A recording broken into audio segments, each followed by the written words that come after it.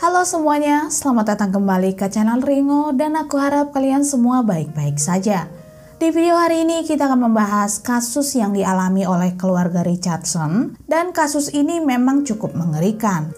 Jadi keluarga Richardson tinggal di Kanada yang terdiri dari Mark Richardson yang berusia 42 tahun yang juga sebagai kepala keluarga, istrinya bernama Debra yang berusia 48 tahun, putri mereka Yasmin yang berusia 12 tahun dan seorang putra yang bernama Taylor Jacob yang berusia 8 tahun.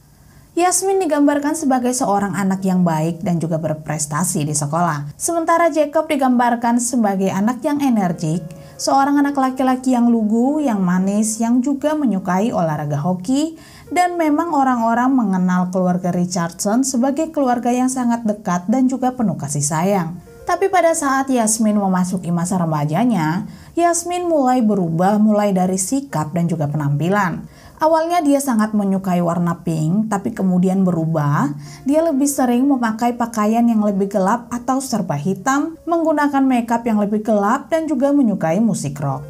Perubahan itu juga diungkapkan oleh teman-teman Yasmin. Mereka melihatnya menjadi sedikit pemberontak. Dia akan datang ke sekolah dengan menggunakan pakaian serba hitam dan juga menggunakan kalung, padahal hal itu tidak diperbolehkan di sekolah. Tapi kemudian Yasmin dipanggil ke kantor kepala sekolah karena tidak mematuhi aturan berpakaian, termasuk menggambar tato palsu di tangannya dengan menggunakan spidol.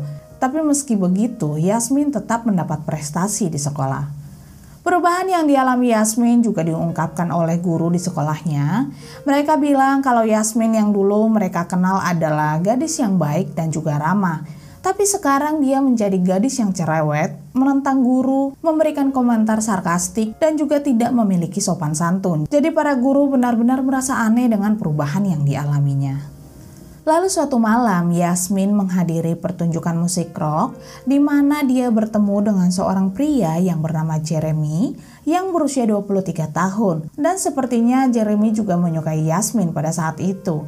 Dia bahkan mencoba menyanjung Yasmin dan membuatnya merasa kalau dia itu istimewa. Sebenarnya Jeremy adalah seorang pengangguran, dia juga putus sekolah saat SMA, dan selain itu dia juga tinggal di lingkungan yang tidak terlalu bagus, hingga akhirnya dia berubah menjadi seseorang yang menggunakan pakaian serba hitam, menggunakan eyeliner, memakai kalung dengan sebotol darah di lehernya, dan dia bilang kalau dia membutuhkannya untuk bertahan hidup.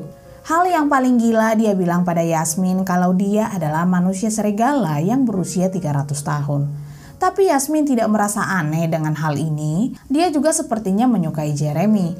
Jadi mereka akhirnya saling bertukar nomor telepon dan diam-diam mereka menjadi lebih dekat. Yasmin bahkan akan berbohong pada orang tuanya kalau dia akan pergi ke rumah temannya. Padahal sebenarnya dia pergi menemui Jeremy dan kalau mereka tidak bertemu, mereka akan menghabiskan waktu dengan saling mengirimkan pesan. Beberapa bulan kemudian, penampilan Yasmin ternyata semakin menakutkan. Dia bahkan menggambar atau membuat tato di dahinya, dan itu benar-benar membuat orang-orang takut padanya, sementara Yasmin sendiri menikmati hal itu juga. Dia bahkan sengaja menakut-nakuti orang-orang di sekitarnya. Kemudian Yasmin membuat akun pribadi di salah satu platform sosial media. Di sana dia mendapatkan banyak teman dan berkomunikasi dengan mereka, termasuk berbagi kehidupan pribadinya. Jeremy juga ternyata memiliki akun di platform sosial media tersebut dan di sana dia mengungkapkan kalau dia menyukai skateboard, tato, dan juga musik rock. Sementara orang tua Yasmin ternyata melihat profil putri mereka di sosial media tersebut, mereka juga menyadari kalau Yasmin telah menyukai seseorang. Jadi orang tua Yasmin mulai menghubungkan hal ini dengan tingkah laku Yasmin yang sering menyelinap keluar rumah dan juga terkadang tidak pulang. Orang tua Yasmin juga mengetahui hubungan putri mereka dengan Jeremy dan itu benar-benar membuat mereka kesal, apalagi saat mereka mengetahui kalau Jeremy jauh lebih tua dari putri mereka. Mereka lalu memberitahu Yasmin untuk tidak bertemu dengan Jeremy lagi. Dia juga tidak diizinkan untuk meninggalkan rumah kecuali dia berangkat ke sekolah. Hal ini ternyata membuat Yasmin menjadi sangat marah pada orang tuanya dan kemarahannya benar-benar mengerikan. Yasmin mulai berkomunikasi secara online dengan Jeremy. Mereka kemudian berbicara mengenai bagaimana mengakhiri seluruh anggota keluarga Yasmin. Dengan begitu, Yasmin nantinya bisa tinggal bersama dengan Jeremy.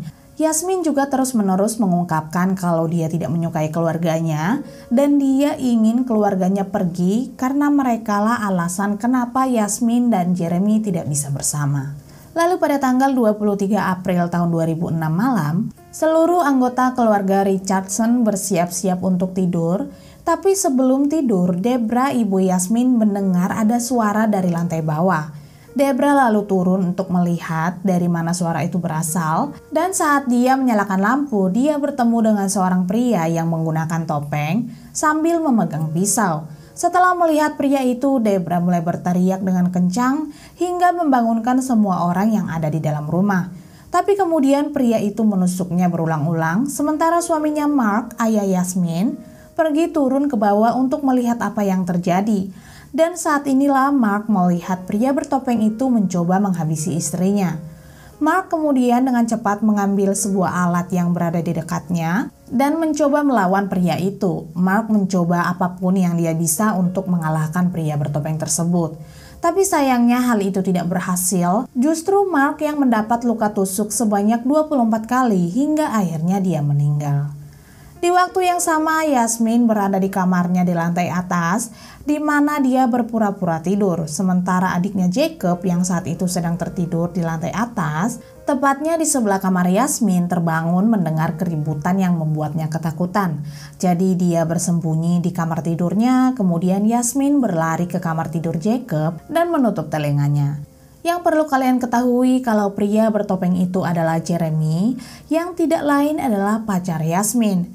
Jeremy kemudian pergi ke lantai atas, lalu dia melihat Yasmin dan Jacob ada di sana. Yasmin juga akhirnya memutuskan saudaranya Jacob yang berusia 8 tahun harus pergi bersama dengan orang tuanya. Jacob juga mendapat luka yang sama seperti orang tuanya dan juga mendapat luka di tenggorokannya karena Yasmin ingin memastikan kalau saudaranya itu benar-benar meninggal.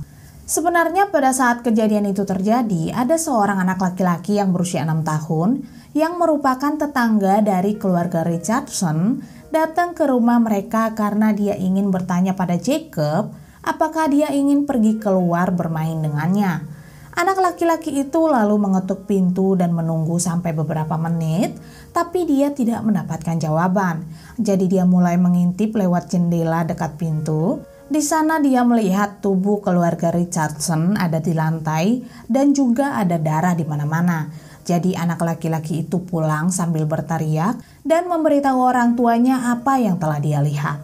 Kemudian tetangga keluarga Richardson menelpon polisi dan setelah polisi tiba di sana, mereka melihat TKP begitu mengerikan. Mereka juga kebingungan dengan motif si pelaku yang menyebabkan hal ini bisa terjadi. Salah seorang petugas kepolisian kemudian melihat foto keluarga Richardson yang ada di dinding. Dia melihat pasangan suami istri dengan seorang putra dan juga seorang putri. Awalnya pihak kepolisian mengira kalau putri dari keluarga Richardson telah dibawa si pelaku. Jadi mereka mengeluarkan peringatan Amber. Mereka berharap seseorang akan menemukannya.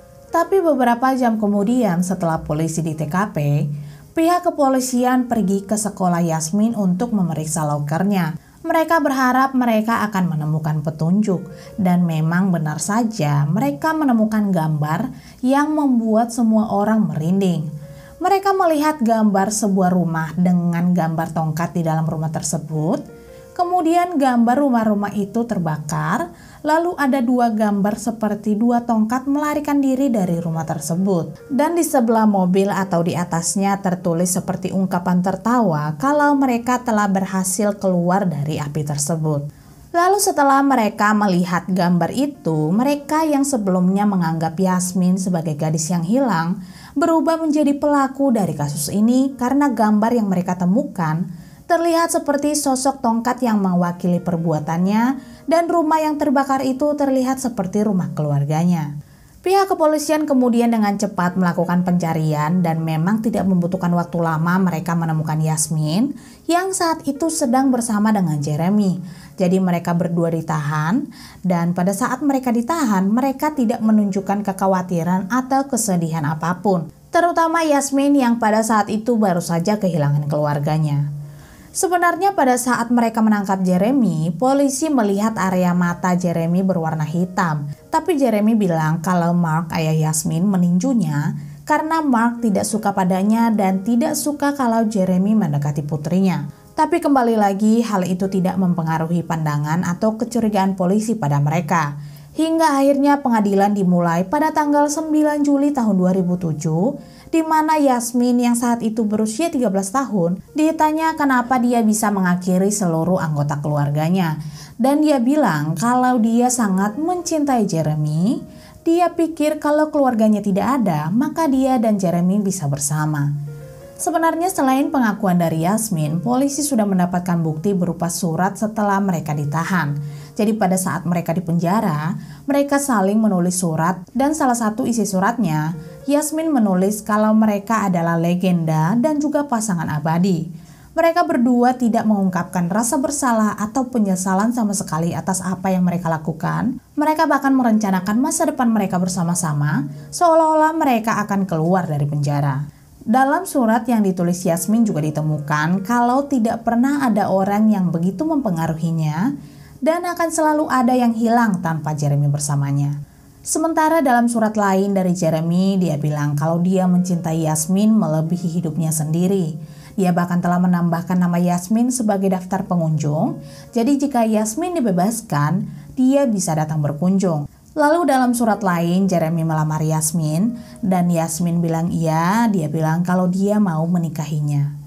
Kemudian pada saat di pengadilan, Yasmin menceritakan semua yang dilakukannya pada keluarganya, termasuk mencoba membuat TKP terlihat seperti kecelakaan. Dia juga bilang kalau saat itu dia memang ada di rumah, tepatnya dia di lantai atas bersama saudara laki-lakinya Jacob, dan mencoba menutup telinganya, dengan begitu dia tidak akan mendengar orang tuanya berteriak. Dia kemudian bilang kalau Jeremy naik ke atas ke dalam kamar saudara laki-lakinya Jacob dan menghabisinya di sana. Yasmin juga bilang kalau dia harus melakukannya karena Jeremy telah memberikan kontribusi yang besar pada hubungan mereka dan dia mengaku kalau dia tidak bersalah. Lalu pada bulan Juli tahun 2007, Yasmin yang saat itu berusia 13 tahun dinyatakan bersalah karena telah menyebabkan keluarganya meninggal. Dan pada tanggal 8 November tahun 2007, dia dijatuhi hukuman penjara selama 10 tahun, di mana hukuman 10 tahun adalah hukuman maksimum yang diizinkan oleh Undang-Undang Peradilan Pidana Remaja yang menyatakan bahwa narapidana yang berusia di bawah 14 tahun pada saat mereka melakukan perbuatan kriminal tidak dapat dituntut seperti orang dewasa dan hanya dapat dipidana dengan pidana penjara paling lama 10 tahun dan selama 4 tahun dari 10 tahun masa tahanannya dia harus mengikuti perawatan psikiater.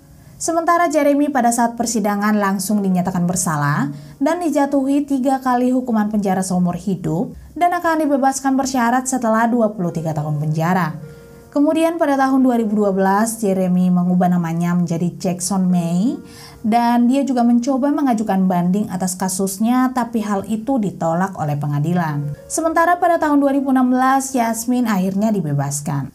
Sebenarnya selama kasus ini berlangsung, banyak orang yang mendukung Jeremy. Mereka bilang kalau Jeremy seharusnya tidak menerima hukuman yang begitu keras. Mereka juga bilang kalau Jeremy seperti orang yang memiliki gangguan mental dan juga memiliki kecanduan terhadap minuman keras, yang artinya dia tidak sepenuhnya paham atau mengerti apa yang dia lakukan dan dia hanya mengikuti apa yang dikatakan Yasmin, di mana Yasmin memanipulasinya untuk mengakhiri seluruh anggota keluarganya. Tapi kembali lagi, polisi menemukan fakta kalau Jeremy telah menyebabkan 3 anggota keluarga Richardson meninggal dan pihak berwenang juga harus memprosesnya secara hukum. Anyway, terima kasih banyak telah menonton video ini. Aku harap kalian menyukainya. Dan jangan lupa memberikan opini kalian di kolom komentar. Dan sampai jumpa di video selanjutnya.